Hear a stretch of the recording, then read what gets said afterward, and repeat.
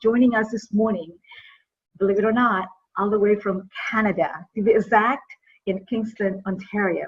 I put a lot of effort into personal development and that kind of training. Yes, and yes.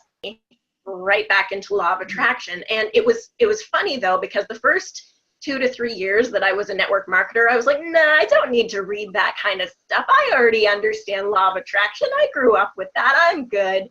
And of course, right. So I had slow growth. Yeah, it was one of those things where I was like, I was kicking myself, basically right. Shooting myself in the foot. And when I finally dove in full tilt in the law of attraction, just everything changed so quickly. My business picked up.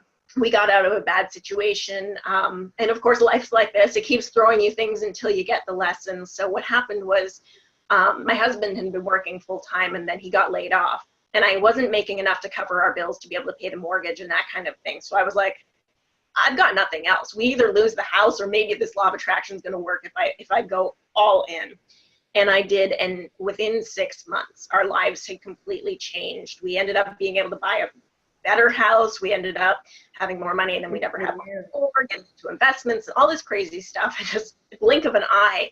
And that's when it was so hitting home for me, the law of attraction and getting it out there and being able to pay it forward. And then that tied back to my original love of writing, which is something I loved when I was a very young child. So it brought me back to that. And it was the first one that got published, and it happened so quickly. It was amazing how fast it came into being, and it's definitely been my best-selling book, and I think it really touches a lot of people. It makes sense. It's one of those things where it all makes sense when you go through this. You get the manifesting process. One of the things I was talking about with another lady earlier this week was how confusing The Secret was.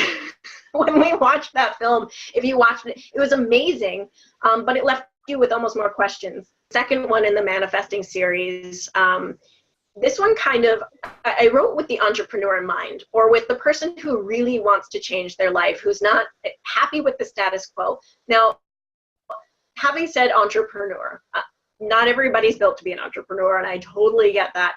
This is also for somebody who's like not quite happy with where they are in their work. They want the change that's going to make life really enjoyable every single day. And this kind of goes through the steps. So it's kind of like that next level. You know, you've been through manifesting on purpose. You understand that core concept of change. And now here's a lot more of the how to do it, how to change your life in a really profound way. So this has all of those kind of steps in it.